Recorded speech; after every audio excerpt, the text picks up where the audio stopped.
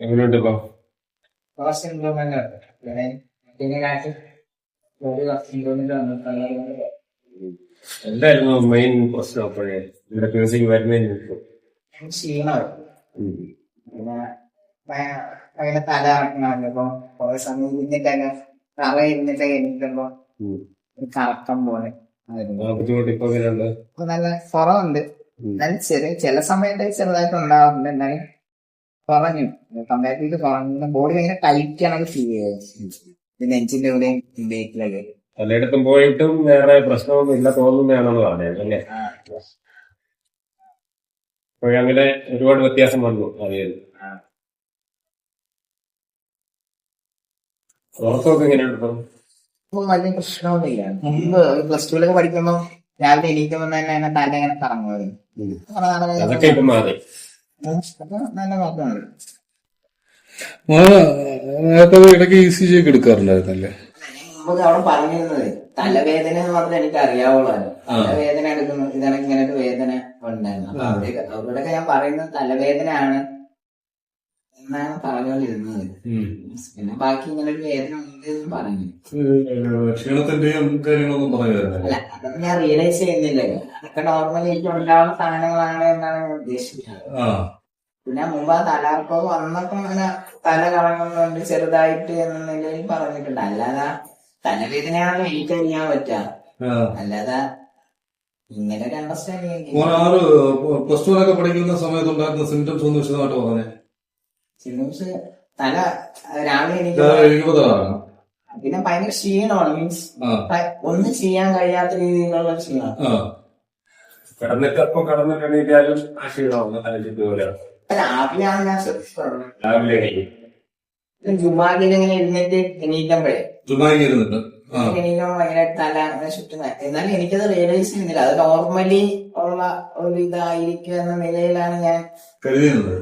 ഇത് ഞാൻ റിയലൈസ് ചെയ്യുന്നില്ലല്ലോ. ഇപ്പൊ നോർമലി ഉള്ളതായിരിക്കണം എന്ന നിലയിൽ. അത് എത്ര നേരം നിൽക്കുമോ തല കറക്കം? കുറഞ്ഞ സമയം, കുറച്ച് സമയം, 4-5 സെക്കൻഡ്. ഏകദേശം ഒരു മിനിറ്റ്, 1 മിനിറ്റ് വരെ നിൽക്കുമല്ലോ. ഒരു അരമിനിറ്റ് നിൽക്കും. ഇപ്പൊ എന്തായിരുന്നാലും മോനെ ഒരു തലവെറ്റുള്ള പ്രശ്നങ്ങള് ഇപ്പൊ ലാസ്റ്റ് റിമൈൻ ചെയ്യുന്നതെന്ന് പറയുമ്പോ ഈ ഒരു വെയിലിന്റെ ആ ഒരു പ്രശ്നമാണോ? അത് അപ്പൊ എനിക്ക് തുടങ്ങിയത് തന്നെ ഇവിടെ ഒരു ടൈറ്റ്നെസ് വെച്ചിട്ടാണ് എനിക്ക് ആദ്യത്തെ എന്റെ ഓർമ്മയിൽ ഇവിടെ ഒരു വേദന വന്നിട്ടാണ് തുടങ്ങിയത്. അപ്പൊ ഞാൻ ഇവിടെ എക്സ്റേ ഒക്കെ എടുക്കാൻ പോയി. ഈ ഒരു വേദന മാത്രമേ ഉള്ളൂ. ഇതിന് കാലില് ഇപ്പോഴോ വേദന തുടങ്ങി. പിന്നെ ഇതൊക്കെ ബാക്കിയൊക്കെ ഡെവലപ്പ് ചെയ്ത് വന്നതാണ്. ബാക്കി എന്തൊക്കെയാണ് ഡെവലപ്പ് ചെയ്ത് വന്നത്? ഇവിടെ ഇങ്ങനെ ഇങ്ങനെ ഒരു കണക്റ്റഡ് ആയിട്ട് ഇങ്ങനെ വേദന. എനിക്ക് കാലിന്റെ വിരലിൽ ഇങ്ങനെ പിന്നെ ഈ ജോയിന്റ്സിനൊക്കെ ഒരു ഇവിടത്തെ ഈ ജോയിന്റ്സ് ഒക്കെ ഇങ്ങനെ വേദന. പിന്നെ സാധനം തൂക്കാനൊക്കെ ഇവിടെ ഭയങ്കര ഇതാണ്. കളിക്കാൻ പോകാനോ അല്ലെങ്കിൽ ചെയ്യാനോ ഓഫീസിൽ പോകാനോ ബാക്കി നോർമൽ കാര്യത്തിന് വരില്ല. പക്ഷെ ഞാൻ ഫുട്ബോൾ കളിക്കുമ്പോഴേ എനിക്ക് ഭയങ്കരമായിട്ട് കിതയ്ക്കും. പെട്ടെന്ന് ഓടിയിട്ട് ഒരു സ്ഥലത്ത് ഇത് ചെയ്യുമ്പോഴേ ഭയങ്കര തല കറങ്ങണക്ക് ഫീൽ ചെയ്യും. പിന്നെ ഹൃദയം ഭയങ്കര ഇടിയിടിക്കും. തലയിലിങ്ങനെ രക്തം ഇങ്ങനെ പോകണം നമുക്ക് അറിയാൻ പറ്റണ. ഇതൊന്നും ഞാൻ റിയലൈസ് ചെയ്യുന്നില്ല. ഇതൊക്കെ നോർമൽ ഒരു സാധനമാണ് എന്ന നിലയിലാണ് ഞാൻ ഇപ്പൊ ഇവിടെ പറഞ്ഞപ്പോഴാണ് ഞാൻ ഇത് കണക്ട് ചെയ്ത് റിയലൈസ് ചെയ്യുന്നത്. അല്ലാത്ത പക്ഷം നോർമൽ തലവേദന ഉണ്ട്, ഇങ്ങനൊരു വേദന ഉണ്ട് എന്നത് മാത്രമേ എനിക്കറിയാം. എനിക്കറിയുള്ളൂ. ബാക്കിയൊക്കെ നോർമൽ ഒരു മനുഷ്യനുണ്ടാവുന്ന ശരിയാ. ഫുട്ബോൾ കളിക്കുമ്പോഴോ തലയിട്ടും കിടന്നിട്ട് എഴുതുമ്പോഴോ തലയിട്ടും ഒക്കെ ഒരു സാധാരണ കാര്യങ്ങളാണെന്ന് കരുതി. പിന്നെ എന്റെ ഈ ക്ഷീണം ഉണ്ടല്ലോ, എനിക്ക് നോർമലി ഉച്ചയ്ക്ക് ശേഷം ഭയങ്കര ഒരു ഇതാണ്. പിന്നെ ദഹനം എനിക്ക് കുറവായിരുന്നു.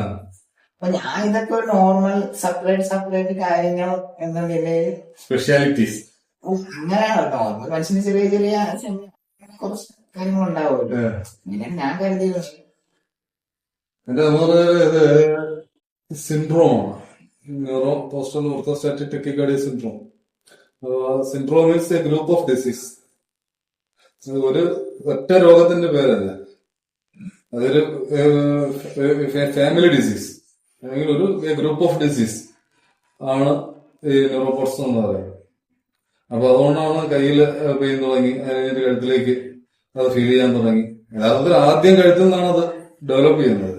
പക്ഷെ അതപ്പോ ഉടനെ അറിയണമെന്നില്ല, പിന്നീടാണ് അത് കയ്യിൽ നമുക്ക് അറിയുന്നത്. ഈ വയറ്റിന്റെ മറ്റേ ദഹനാവസ്ഥയ്ക്ക് കുറച്ച് ബുദ്ധിമുട്ടുണ്ട്. അങ്ങനെ കുറഞ്ഞ ഇത് 10-11 വയസ്സ് മുമ്പേ ഉണ്ട്. സിംറ്റംസ് സ്റ്റാർട്ട് ചെയ്യുന്നത് 10ാം ക്ലാസ് കഴിഞ്ഞ് ഓർമ്മയാണ്. 8ാം ക്ലാസ് പനി വന്നിരുന്നു. പനി സ്വല്പം കണക്കുണ്ട് ഒരു സാധനം. ആ പനി വന്നതായിട്ട് എനിക്ക് ഓർമ്മയില്ല. പക്ഷെ അതിനുശേഷം ഇങ്ങനത്തെ കുറെ പ്രശ്നങ്ങൾ, നോർമൽ പനി പറയുമ്പോൾ ബോഡി ഭയങ്കര ഇതൊക്കെ ആവുമല്ലോ. അതിനുശേഷം ചിക്കൻ കുഞ്ഞി വന്നിട്ടില്ല. കരപ്പ് അങ്ങനൊക്കെ ചിക്കൻ ബോക്സ് നന്നായിട്ട് ഓർക്കുന്നില്ല. അതുപോലെ എന്തോ വന്നായിരുന്നു കരപ്പങ്ങളൊക്കെ എന്താ സാധനം. 10-11 വയസ്സിൽ 13 വയസ്സ്. അപ്പൊ 8ാം ക്ലാസ് നമ്മള് പെട്ടെന്ന് വളരുന്ന ഒരു പ്രായം. Beginning stage. അതൊക്കെയാണ് എനിക്ക് ഓർമ്മ ഉള്ളത്. മെഡിക്കലിന്റെയും ഹാർവാർഡിന്റെയും ഒക്കെ നമ്മൾ റിസർച്ച് പേപ്പറുകൾ നമ്മൾ താരതമ്യം ചെയ്ത് നോക്കിയേക്കാം. അങ്ങനെയാണ് യഥാർത്ഥ രോഗം എന്താണെന്ന് നമ്മൾ ഐഡന്റിഫൈ ചെയ്യുന്നത്. ഇല്ല, അത് കണ്ടപ്പോ എന്ത് തോന്നി? അപ്പൊ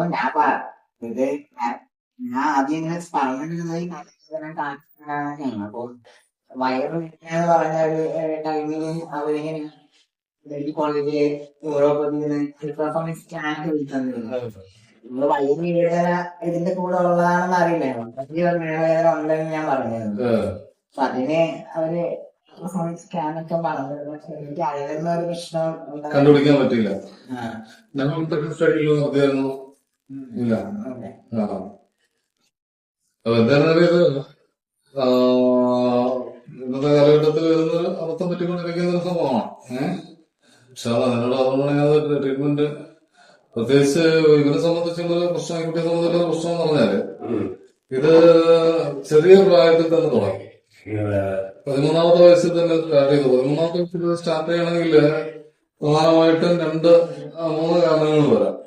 അന്ന് കുട്ടിക്കാലത്ത് തൊട്ടിൽ നിന്ന് വീണതും ഉൾപ്പെടെ ഞാൻ ജനിച്ചപ്പോൾ തന്നെ എനിക്ക് എന്തോ പ്രശ്നം ഉണ്ടായിട്ട് പറഞ്ഞിരുന്നു. തലയിൽ എന്തോ പ്രശ്നം ഉള്ളതായിട്ട് പറഞ്ഞിരുന്നു. അതെ. ഉമ്മാക്കെന്തോ ഇഞ്ചക്ഷൻ മാറിയിട്ട് ഉമ്മ ഭയങ്കര ഇടത് കാലത്ത് ഭയങ്കര കുറച്ച് നാൾ തളർന്നു. അപ്പൊ അത് എന്നെ കുറച്ച് അഫക്ട് ചെയ്ത് ഞാൻ ഭയങ്കര കരച്ചിട്ട് തലയിലൊക്കെ എന്തോ തളം വെച്ചിട്ട് അത് ചെയ്തിട്ടുണ്ട് എന്ന് പറഞ്ഞു.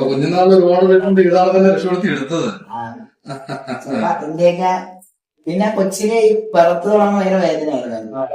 11 വയസ്സ് തൊട്ട് മുമ്പും കുളിപ്പിക്കുമ്പോൾ ഇവിടെ തുടമ്പഴേ വയറിലൊക്കെ തുടങ്ങുന്ന ഒരു വേദന. അത് ഞാൻ അറിയില്ല. അപ്പൊ നോർമൽ കാര്യങ്ങളായിട്ട് ന്യൂറോ പ്രശ്നങ്ങളും ഹോർമോണൽ ഇഷ്യൂസും ഒക്കെ അതിനകത്ത് വരുന്നുണ്ട്. എന്തായാലും അത് നമുക്ക് ശരിയാക്കി എടുക്കാം. എന്തായാലും കുറെ ഇപ്പൊ എത്ര % ഇമ്പ്രൂവ്മെന്റ് ആയിട്ടുണ്ടോ?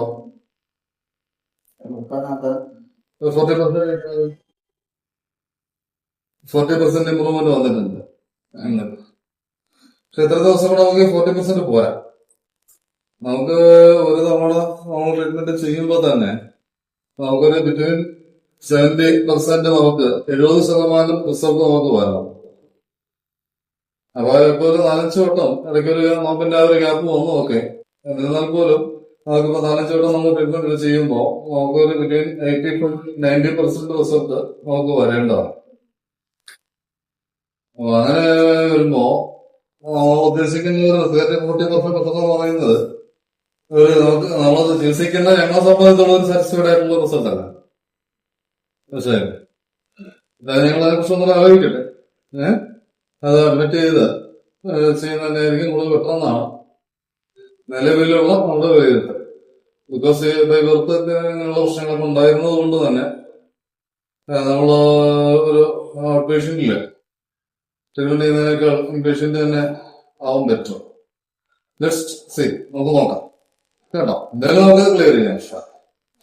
ബൈ ബർത്തിൽ വന്ന പ്രശ്നം ഉൾപ്പെടെ നമുക്ക് ക്ലിയർ ചെയ്യാം. ബൈ ബർത്ത് എന്ന് പറയുമ്പോഴത്തേക്ക് ഇവന് വന്ന പ്രശ്നത്തെ ശരിക്കും ആ ഒരു ബൈ ബർത്ത് എന്ന് പറയാൻ പറ്റില്ല. അതിന്റെ ഒരു ഇഞ്ചക്ഷൻ മാറിയെടുത്തതോ അല്ല ഉമ്മാക്കാരനോ അതല്ല ഉമ്മാക്ക് ഒരു ഇഞ്ചക്ഷൻ മാറിയെടുത്തതോ അല്ലെന്നുണ്ടെങ്കിൽ കുട്ടിയുടെ ഗർഭം ധരിക്കുമ്പോഴോ ഗർഭാവസ്ഥയിൽ ആയിരിക്കുമ്പോഴോ പ്രസവിക്കാൻ അടുക്കുന്ന കുട്ടി കുറച്ച് ഹെൽത്തി ആയിട്ടുള്ള ഒരു കുഞ്ഞു തന്നെയാണ്. പക്ഷെ ആ പ്രസവത്തിനോട് തൊട്ടടുത്തുള്ള സമയത്ത് ചിലപ്പോ എന്ത് ജംഗ്ഷനാണ് വെച്ചതെന്നൊക്കെ അറിയാം. അത്യാവശ്യം എന്തോ മാറി ശരി, അതൊരു ഇഷ്യൂ. അതിന് ഉപയോഗം ചെയ്യാൻ പറ്റും. അല്ല പുള്ളി അപ്പൊ ഗർഭാവസ്ഥയിലായിരുന്നല്ലോ. ഗർഭാവസ്ഥയിലാണെങ്കിൽ അത് കുട്ടിയുടെ ശിശു ഒരു ഇൻഫന്റിന്റെ ആ ഒരു വളർച്ച ഗർഭാവസ്ഥയിൽ പൂർത്തിയായതിനു ശേഷമുള്ള ഒരു പ്രശ്നമാണത്. ജനറിക്കല്ല ജനറിക്കല്ല. ജനറിക്ക് അല്ലാത്തത് കൊണ്ട് തന്നെ ഇതിനെ നമുക്ക് എന്ത് ചെയ്യാൻ പറ്റും, ക്ലിയർ ചെയ്യാൻ പറ്റും. ഇപ്പൊ പ്രസവത്തോടനുബന്ധിച്ച് ധാരാളം പ്രശ്നങ്ങൾ വരുന്നുണ്ട്. ഒന്ന് ജനറ്റിക് അല്ല. യെസ്, ജനറ്റിക് അല്ല. അപ്പൊ ഈ പ്രസവത്തോടനുബന്ധിച്ച് ധാരാളം പ്രശ്നങ്ങൾ വരുന്നുണ്ട്. ഇതൊന്നും ഇല്ലാതെ തന്നെ അനസ്തേഷ്യ മാറി കുത്തലോ അല്ലെങ്കിൽ അങ്ങനെയുള്ള പ്രശ്നങ്ങളൊന്നും ഇല്ലാതെ തന്നെ ഈ പ്രസവം എടുക്കുന്ന സമയത്ത് ഫോർത്ത് ഡെലിവറി ഉണ്ട്. കുട്ടിയുടെ പുറത്തേക്ക് വരാൻ പ്രയാസം കാണിച്ചാല് ഇത് ശ്രദ്ധിക്കണം. പുറത്തേക്ക് വരാൻ പ്രയാസം കാണിച്ചാൽ പുറത്തോട്ട് വലിച്ചെടുക്കും, അല്ലെങ്കിൽ ചിലപ്പോ കഴുത്ത് പിടിച്ച് വലിച്ചെടുക്കും. ബ്രെയിൻ ഡാമേജും ഒക്കെ ഉണ്ടാവും. ഒരു ഒട്ടധികം കുട്ടിക്കും സിസേറിയൻ ആയിരുന്നു. അപ്പോഴും എന്ത് വരാം. ഞാൻ എന്റെ കാര്യമില്ല പറയുന്നത്. ഇപ്പൊ ഞാൻ പറയുന്നത് പൊതുവായിട്ടുള്ള പ്രസവത്തിൽ വരുന്ന ബൈ ബർത്ത് എന്ന് തെറ്റിദ്ധരിക്കുന്ന കുറെ പ്രശ്നങ്ങളുണ്ട്. പുറത്ത് ഡെലിവറി സെർവിക്കൽ ഡാമേജും ബ്രെയിൻ ഡാമേജും ഉണ്ടാക്കുന്ന സാധനമാണ്. ബ്രെയിൻ ഡാമേജ് ഉണ്ടാക്കിയെങ്കിൽ പോലും നെർവിന് ചെറിയൊരു മിസ്റ്റേക്ക് വന്നാൽ മതി. ആൾക്ക് ഇടയ്ക്ക് എവിടെയോ കുട്ടിയുടെ കൈ വലിച്ചൂരി എടുത്തെന്ന് പറയുന്നത് അത് വലിയ വാർത്തയായിരുന്നു.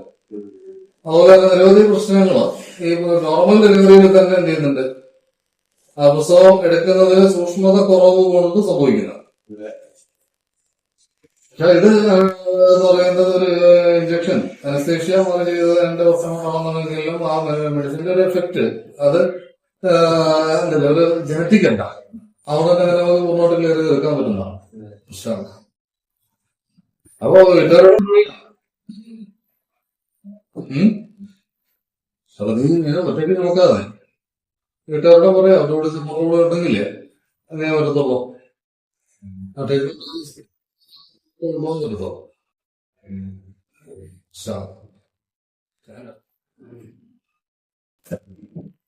സെറ്റിംഗ് ആയി 5 ആയെങ്കിലും ഇതിനിടയ്ക്ക് ഒരു 2 മാസം ഗ്യാപ്പ് വന്നു അല്ലേ?